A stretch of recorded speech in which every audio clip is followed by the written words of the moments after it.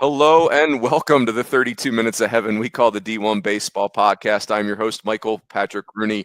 Welcome to our Week 8 Turbo Pod.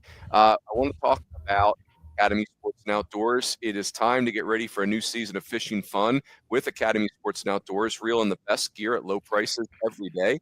Plus, Academy offers easy ways to shop and save time, like free 1-hour in-store or curbside pickup on academy.com orders. I am joined by the purveyor, the content creator at SEC Extra, Joseph J. Healy. Content creators, the cyborg known as Bradley Smart, that is just like a volume shooter at ACC Extra, which has been amazing.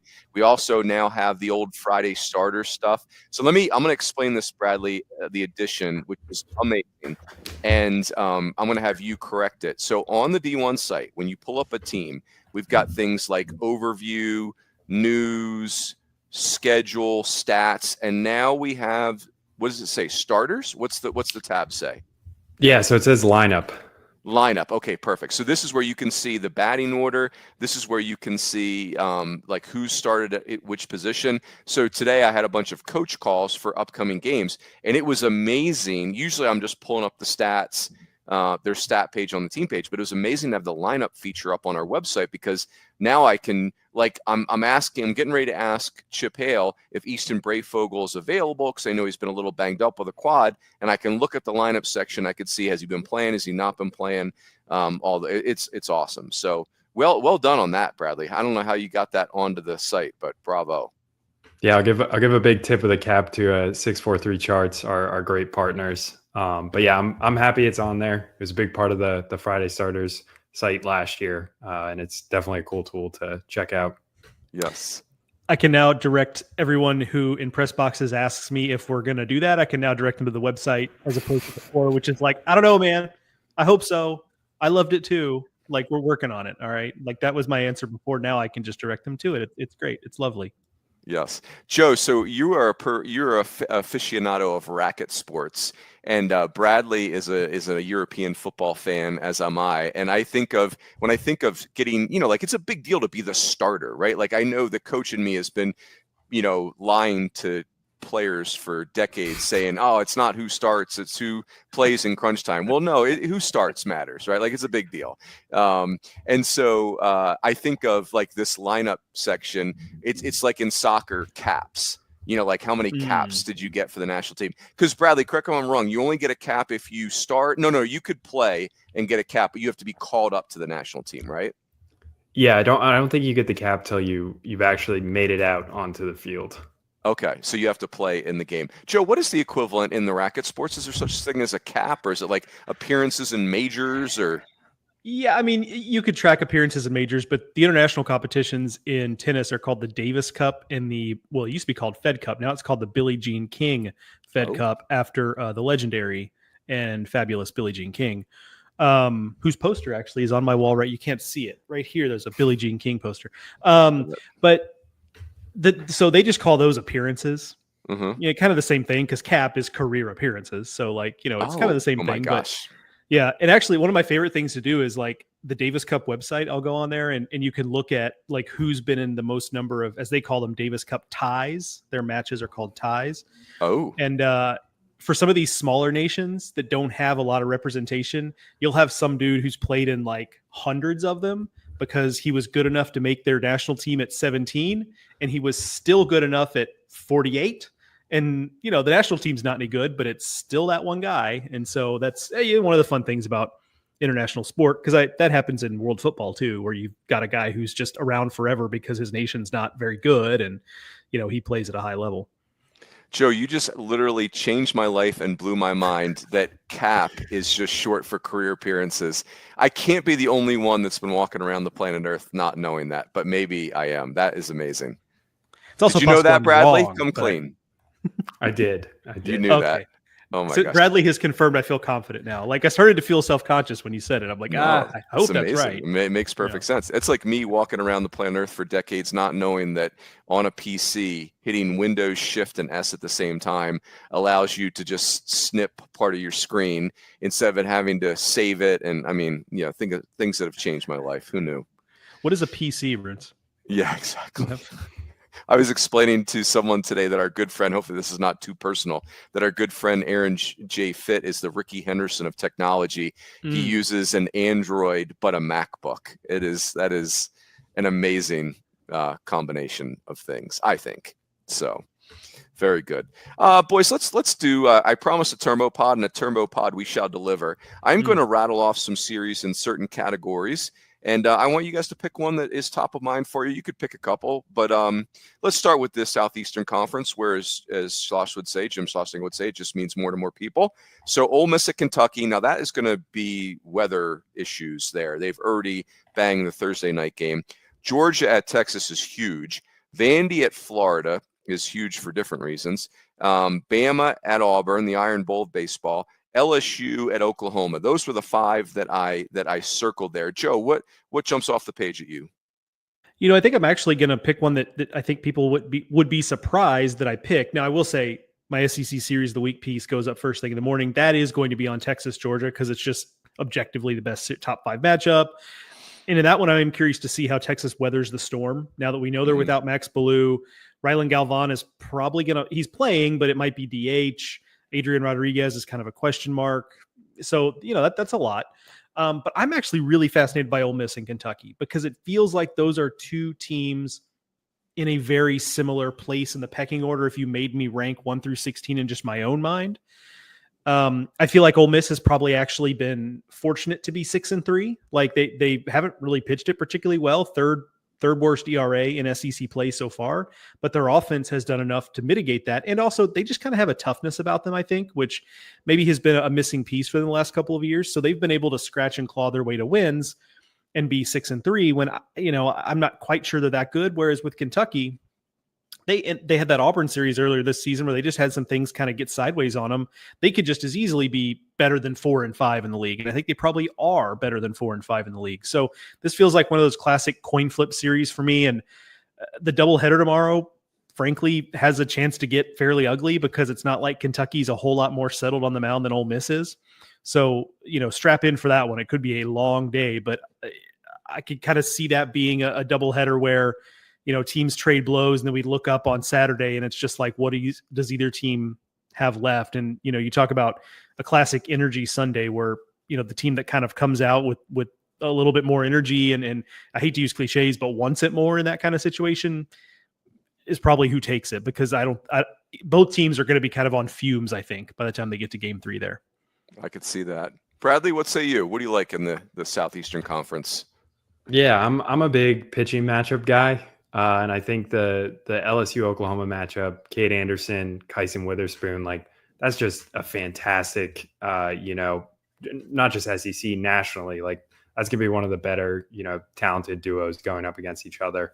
So I think that series is gonna be really interesting, obviously with that matchup, and then, you know, just two top 10 teams going at it. I think the weather's bad there too. It's bad everywhere, it seems. It's a bad weekend in the Southeast. Yeah. Yeah, that's probably one I'd be keeping an eye on. Yeah, I'm gonna out myself as like a doubter on OU. Like I just I don't know. They don't pass the eye test for me all the way, and maybe I'm just getting used to them as an SEC program. They seem a little bit. There's a lot of young position players running around. Like just a lot of you know, Oklahoma's just less famous. Their roster's less famous than some of these other ones. But I will say, like, I'm kind of putting myself on notice that if OU wins this series, I've got to start taking them more seriously. I mean, clearly the Witherspoons are, you know, tremendous talents. And I really like Oklahoma. I just don't know. I guess what I'm trying to say is I don't know if I think they're a tier 1 team or like that upper tier in the SEC, or if they're kind of like a middle of the pack SEC team who's just, they're always dangerous. I will say Vandy at Florida is very interesting to me, because I think they're both very attractive buy low candidates. I actually like Vandy better as a buy low, even though they're better right now record wise. They're 4-5. I just think Vandy is their offense. The best version of their offense is ahead of them. You know, Brody Johnson's going to keep getting better. He's a big leaguer. RJ Austin's not going to be in a 10 for 53 slump forever. Looks like he might have even popped out of that in their midweek game. And I just love the way Vandy's pitching has settled in. Like, I'm not taking a shot at Ethan McIlvain, but clearly the Saturday role was not working for him. And the fact that they are where they are, having kind of punted 5 starts. Like that experiment, you have to call it a failure. And, like they're in a really good position in a lot of ways. Now, ultimately, is their offense just too limited? I don't know. We'll see. It's interesting. Go ahead, Joe. Oh, I'm sorry. I didn't mean to cut you off. I was just going to slide in there at the end of that point and say that I got asked on radio today, of the 1-8 or 0-9 teams in the SEC, which I would still buy it. And I said Florida mostly because they've already played Tennessee and Georgia. Yeah. And so it's like, okay, those are 2 of the best 4, let's call it, teams in the league. But I think we do have to explore the idea they just might be too hurt, to really rebound, because they were already, the offense, even at its healthiest, was already a step back from where it was last year. I mean, how could it not be when you lose Cags? And then on the mound, they just can't, seems like they can't get healthy. Like Liam Peterson was out again. Pierce Coppola has one of those like mystery injuries that no one seems to know anything about, which always make me nervous when you just haven't heard anything, or at least anything of substance.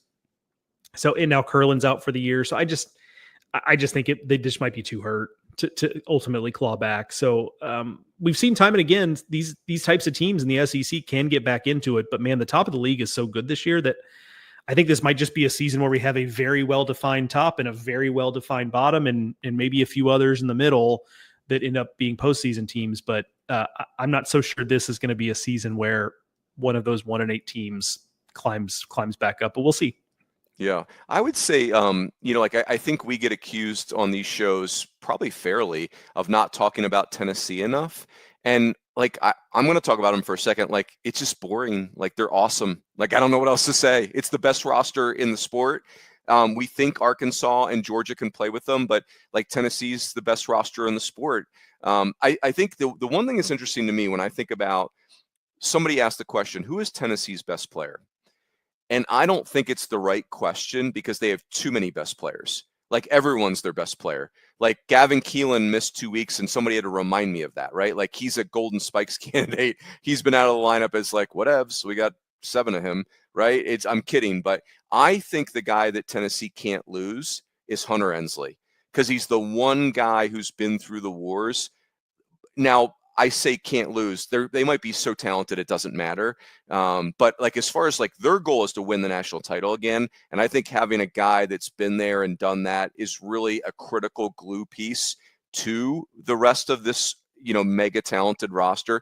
I would say they're hosting A&M this weekend, and I'm just curious to see if A&M punches back. A&M is also hurt and all that stuff. Caden Sorrell's back. I'm just curious to see. I feel like whatever's inside this A&M team, we got a chance to see it this weekend, because Tennessee's edgy and they'll be in your grill a little bit, and I'm curious to see if A&M can trade punches with them from a competitiveness standpoint. I lost a little bit of faith in that with A&M last weekend when that series against Kentucky was right there. Mm-hmm. And if you're not going to come away with that series at home, in a weekend when you swung the bat fairly well, at least comparatively speaking, so I did lose a little bit of faith in that last weekend, but your point is valid. Tennessee does bring things out of other teams sometimes in terms of energy and things like that. So we'll see. Yeah, Kentucky does too. Kentucky's not an easy team to play. Yeah, it's fair. Kentucky has been labeled an irritant at times, and so anyway, it'll be there's every series is compelling in the SEC. We know that. Bradley, so in the ACC, I circled 4. Duke at UNC, which is kicking off any minute as we're taping Thursday night. Duke at UNC, Wake at Florida State, Wake having lost 5 of 6, Georgia Tech at Stanford, Virginia at NC State. And I think Cal is hosting somebody. Who's Cal hosting? Clemson. Yeah. So, Berkeley is not exactly, I've coached at Berkeley. It's not the most thrilling place to, it can get a little sleepy, right? So I don't think Clemson's the type of program to get sleepy. I feel like they're just the college baseball version of Bang or whatever the energy drink of choice is. But what's the one that, or ones that pique your interest, Bradley? Yeah. I mean, I think it's going to be really interesting to see Clemson and Georgia Tech go to the West Coast. That's not easy. And I think Stanford's kind of limping right now. Cal dropped a series to Louisville, but was right there. But I think the one that most people are probably going to be watching is that Wake Florida State series.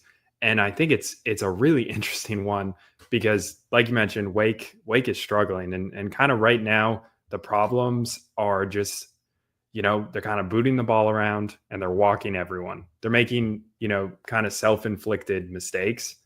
And on the flip side, Florida State's, they're winning a lot of games, but that bullpen's kind of, there's been some question marks the last few weeks. And to, Jamie Arnold and Wes Mendez, like Arnold had a better start last week, but Mendez kind of struggled. So it's sort of one of those things where it's, what version of each of these teams are we going to get? And I think at the best, it's, it's two really talented lineups going head to head, and it's which pitching staff kind of can contain the other better. And right now money would be on, Florida State to do that.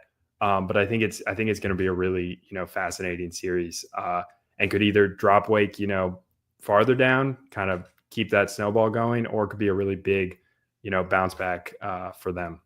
Yep. Go ahead, Joe.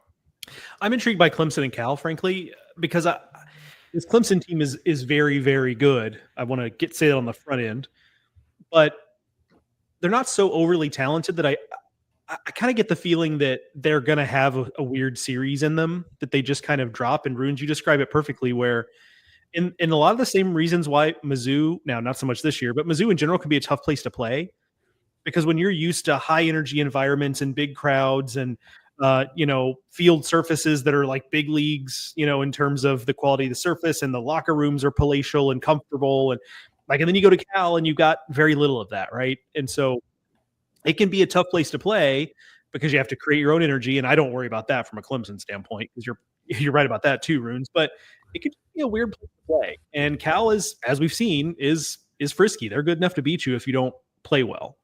I'm like you, Runes. I fall into the Cal trap just about every year, where I'm like, hey, this is going to make and they always feels like they just always fall short. Right. Yeah. But this is an opportunity to make a statement. And so again, I like Clemson a lot, but you look at it and it's like, okay, they've got their top handful of guys in the lineup, but you can pitch to the bottom of that order. I think, once you get past Canuck in the rotation, like, okay, they've got some guys that you can hit. So they're not impenetrable by any stretch of the imagination. And I do think this is a particularly tricky series against a Cal team that's probably better than most people would assume. Yeah, that's well said. I also am going to say I'm locked in on Duke UNC this weekend, because I feel like I've gotten a little lazy with those two teams. Like, I was real excited about them early. They took some punches and I kind of walked away. There's a bunch of ACC programs in that category for me. NC State's that way. Like, I didn't realize the Marone kid was going to throw the way he has. It sounds like Fritton's been better. Their lineup is, I had kind of quit on that lineup. But yeah, a lot of research left to do for Coach Rooney on the ACC. Now, there is a ton of other great series around the country. Let's take a quick break, and then we will come back with those. I do want to talk about our good friends at Tecovas Boots. If you love our game, you know that smell, the one that brings you right back. Fresh cut grass, a broken-in glove, made with real leather. That's exactly what you get with Tecovas Boots. They're made for baseball people, whether you've been wearing boots your whole life or you're picking up your first pair. With over 200 steps of craftsmanship, they're built to last, feel great right out of the box, and look even better. As Bradley Smart always says, anywhere worth going is worth going in good boots. Find your pair today at Tecovas Boots. Very nice of you, Bradley, to coin that phrase as a young 11-year-old walking around New England, and let Tecovas borrow that as their call sign. Good on you. Yeah, I got to stay true to my roots. Yes, well said. All right, so boys, I got two more categories here. Now, so Big 12, Kansas State at Oklahoma State. I think that's huge. Arizona at Arizona State, enormous. Western Kentucky is going to Dallas Baptist, huge series in Conference USA. In the Big Ten, there's a lot of kind of like all over the map series, but in the Big Ten, the one that's of interest to me is Oregon versus Michigan. Will Oregon quit playing with their food, and will Michigan, I don't know, like, who are you, Michigan? I can't tell who you are. I know you're talented, but I don't know who you are. Irvine is going to Oregon State, which that also feels like a super regional. Like, that literally feels like a West Coast super regional. Like, these are two Omaha caliber teams who could win a regional. And then Florida Atlantic is going to East Carolina. East Carolina is 6-0 in the American because, of course, they're 6-0 in the American. And but FAU has gotten off to a tough start in the American, but I think they're good. I think it's a legitimately good club. They've got an ace in Trey Beard. So, Joe, you go first this time. What's a series that you'd pick off there? Well, it's interesting you talk about ACC teams you walked away from, because I felt the same way about ECU early in the season, where I just kind of wrote them off as they're just not going to hit enough. And that may still ultimately be their undoing, but they're off to, like you said, off to a 6-0 start in the league. Okay, they've still got some of their tougher series yet to come. UTSA and South Florida are going to have something to say about the American this year. But I don't know, man. Like, it just kind of feels like one of those years when East Carolina has years where they're really high expectations and they finish about there. And they have years where they have really low expectations and they end up there anyway. Like, those are the only two options, it seems like. So this might just be a year where they've kind of gone under the radar. So I think anything East Carolina at this point kind of has my interest moving forward. And you're right that, the opponent on paper might not necessarily look like a marquee series, but I'm with you that it's trickier than it looks. Bradley, what say you? Yeah, I think that Western Kentucky DBU series is just going to be, electric. Western Kentucky, they took the series from DBU last year, and this year it kind of looks like this is a big, once we get to the end of the regular season, like this is a big, one for the standings. And what's been most impressive, obviously Mark Varden's doing a, tremendous job there. Western Kentucky has the best weekend rotation ERA in the country right now. Wow. Which is a fun little stat. Jack Bennett's been unbelievable. Dawson Hall, Drew Whalen on Sundays. I think it's just going to be a really great series, and it's a big test. Like, Western Kentucky's 25-4. Like, they've won their two. I think they've won their two Conference USA series. Or no, they might have dropped the first one, but they dropped the first one. Yeah. I just think it's gonna be great to watch. And I picked DBU in our weekly pick'em. And, I've kind of gone back and forth in my head on it. It's also with WKU, if you're going to be serious about trying to put an at-large resume together, it feels like you kind of got to win this series because the rest of their schedule just isn't good enough. So if you drop this series, I struggle to see a path to an at-large bid at least. Of course they could win the tournament, but if you're going to be serious about it, it feels like this is a series you got to have. Yeah, Western Kentucky is the Nerdcast, first Nerdcast of the year came out. We've all been commenting on that in our D1Baseball chats.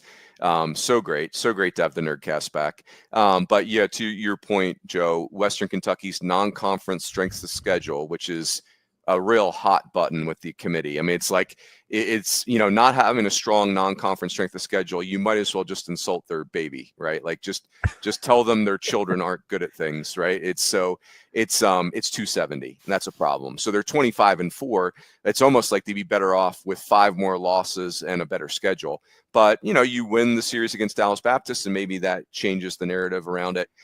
Also, not picking on you, Bradley, but Mark Reardon is pronounced Reardon to my knowledge, but it's spelled Reardon. I've got another pronunciation. I'm gonna start sharing these with the listeners because they're like us. They're trying to figure this out. The Ace for Kansas. It's kind of spelled vocally. It's VOEGLEE. Anyway, the way you pronounce it is vaguely, like VAY, and then Glee, like Glee Club. So Dominic, vaguely is how you pronounce the Ace for Kansas. So there you go, everybody. I think I went around when he first got to Kansas. I think I went around before I'd heard his name said, pronouncing his name Vogel. Dominic Vogel. That's amazing. Which would have been great. As if he's cousins with Jack Delamont right there. That's right, yeah. Mike Monaco, who's very precious to us in college baseball and has his first college baseball game this weekend. He's still in the middle of hockey. If you're on Twitter, you need to go to Mike Monaco's feed. He has a hockey game tonight with 2 hockey players whose first name is Elias, and both are pronounced completely different ways. So not only is that name at face value a landmine, but they're must be Canadian or European or whatever, and they're pronounced. He put a picture of the pronunciation guide up on his Twitter page. It will make you not want to get into broadcasting. Is basically what I'm saying. Can't believe Mike Monaco's still slumming it in college baseball with us. I think he is. We have pictures of him. We will never let him go. It's a life sentence. It's so great. I will say that Arizona and Arizona State, I think this is going to be a really fun series for the Big 12. I heard a rumor that the Friday and Saturday night game are sellouts, and that means 6,000 people. I think it's going to be bonkers. The Sunday night game got moved to ESPN2, so I think that will be amazing. It's two really good clubs. I wish Arizona was healthier. Brendan Summerhill's still not back. I don't think Easton Brayfogle can do more than maybe like one at bat a game, maybe play in the Sunday game. But either way, it's two really good clubs, and I think it'll be really fun. Last section, boys, and we'll wrap it. So USC Upstate at High Point. The Big South has got this really fun triangle with USC Upstate. High Point is on a heater. Remember, High Point made their first tournament last year and eliminated Vandy. High Point was in 3 one-run games in the Clemson Regional last year with Clemson, Coastal, and Vandy, and they eliminated Vandy. And then you can't forget Winthrop, because now Mike McGuire is at Winthrop, so they're going to get good real fast. Biggest batter's eye in college baseball for those interested. So USC Upstate at High Point.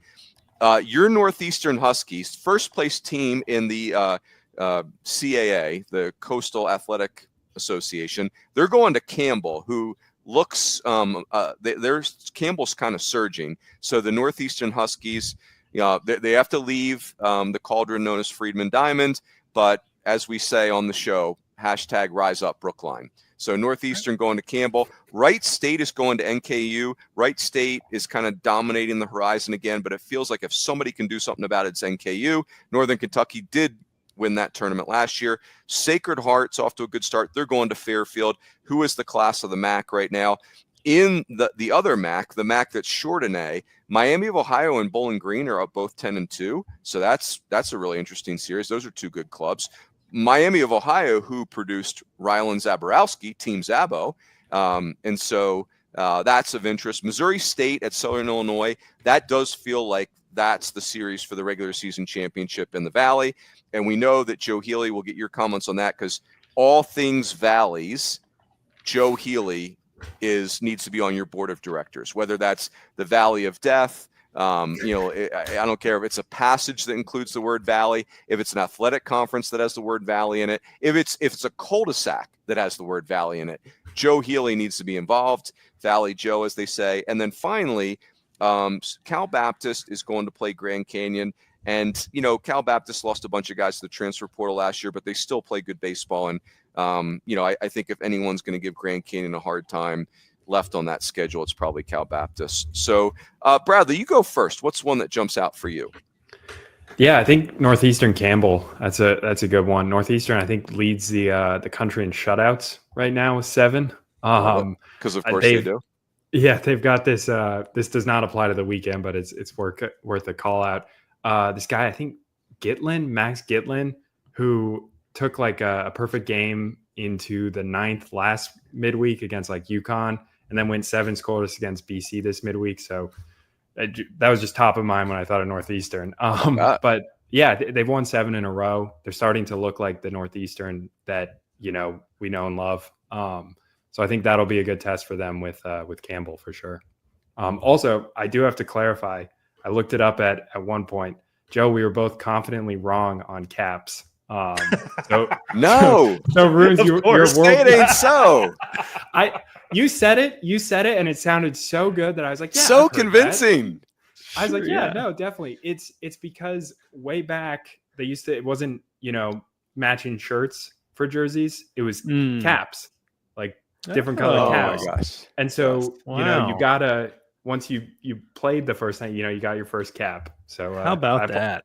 Yeah, that's great. By the way, Joe, you and Bradley give us the 2 best in-show Googlers in the space. There's no question that your 2 in-game Google skills, we will dominate any other podcast in that regard. We're the Woodward and Bernstein of in-game Googling. Hell yeah, we are. Love it. We will find the truth. Yeah. That's right. That's exactly right. Go ahead, Joe. First off, shout out to Northeastern, #shots on goal. Yeah, so great.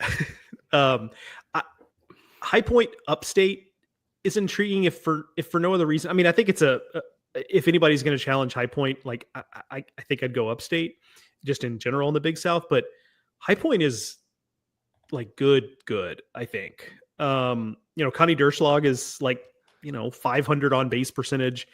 There was talk of maybe him as a 2-way guy. I think he's too valuable as a hitter, maybe to look at him that way, but they've got some real arms on the mound too. Does High Point. Dylan Story's a transfer from Wingate, which is the same school that produced Seaver King. I saw him in the fall, and the first pitch out of his hand in the fall was 97, and I was just like, oh, okay, this is what we're doing, huh?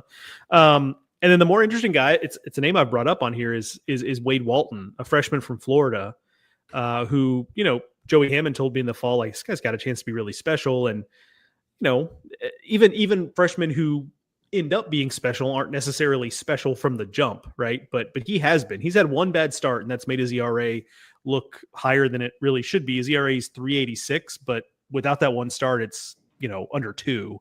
So they've got some real guys. That's a program that's well-resourced.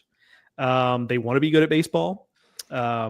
This team might be better than last year's team in some ways. Now, they would love to have, the shortstop Adam Stewart from those teams, just so steady. So there are pieces they would wish to have. But in terms of talent, maybe this team's a little bit better. And certainly with the Big South, I think, being a step down from where it was last year, mostly just because Mike McGuire has moved on to Winthrop. Right. Like it does feel like it's their league to lose. So I'll have one eye on that series this weekend, because I do find it fascinating that High Point has gotten to this no pun intended point. Yes. I'm so truth be told, I have the Saturday game with Clay Matvick, who is just the most enjoyable person ever. Great pipes. So that'll be super fun. So I have the Saturday game Upstate at High Point. Same thing, like that's going to be sold out there, and I think it'll look awesome on TV. Just so fun talking to those coaches today. So Kane Sweeney is a Mike McGuire disciple, right? He played for Mike McGuire at Morehead State. They coached together there. Then he went to Upstate together. So Kane Sweeney, he's coaching his younger brother. And that blew me away. So his brother Johnny is 11 years younger, and Johnny is their 4-hole hitter and having a great year. And that got me down a rabbit hole. Speaking of rabbit holes, about like, has anybody in college baseball ever coached their brother before? Bradley and Joe, before, I won't give it away if you guys want to think about it for a second while I'm talking. So Kane Sweeney is coaching his brother, Johnny, at Upstate, which is super cool. Another fun part about that is Coach Sweeney has 2 little boys, and his son Cash is 3 years old. And so he said the other thing that makes it complicated is my son's favorite player is Johnny, his uncle. So like he has to play, right? Like I got no choice. Like he's in the lineup for a lot of different reasons. You mentioned Wade Walton. It was talking to Joey Hammond. By the way, Joey Hammond, this is another family thing that's so cool. Joey Hammond's middle son, I think it might be Josh, is like a big prospect in the class of 2025 or 26. So his older son Caleb is on the team at High Point. His middle son, I think, is a pitcher committed to Wake, who's like a big draft prospect, may not even get to college. But Joey Hammond was very honest. We asked the question like, hey, how do you handle as a mid-major this blow up freshman like Wade Walton? And he said, hey, we're trying to get ahead of it. Like we don't want to do anything where the Waltons, this kid's really special to us. We don't want to do anything to hold him back in his career, but we have talked about like what we can make available to them for next year. And I thought this was clever. They encouraged the Waltons to get a scout perspective on this. Like, hey, your dream is to play in the big leagues. What should I do from a prospect standpoint? Should I go to a P4 right now? Should I stay at High Point? My gut is that he's going to stay at High Point for a year and then maybe consider a move for his junior year, his draft year. But I love the way that High Point has handled this. They just basically said, look, we're going to do something unprecedented for you if you choose to stay. If you don't, we totally get it. But at the same time, like, do your research. Like, don't, like talk to the people that are going to ultimately make the decisions that are important to you. All right. Do we do any Googling? Do we have any brothers that coached brothers in college baseball? I know the answer. Well, I was going to, since Bradley said no, I'll just give the answer, because it's Gene and Phil Stevenson. Oh, so great. At Wichita State. Yeah. So great. And yeah. Joe, we can only speculate that Gene Stevenson, as a young coach, is coaching his brother Phil, who had like literally 1 trillion stolen bases in one season. I think he had like 81 stolen bases in a college season, but also Bradley was the person picked off in the hidden ball trick famously in Omaha.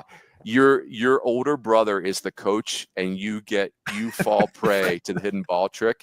That could not have gone well. I need to hear that story. What did that look like at the hotel in Omaha that night? Couldn't have been pretty.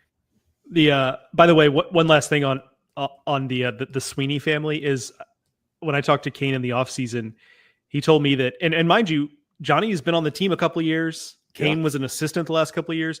There were guys who were on the team last year who were on the team again this year that didn't know they were brothers, which seems kind of, which I mean, does speak to the fact that they just go about their business like normal, but then also like seems impossible that you would not have been like, I wonder if they're brothers, and then like investigated that.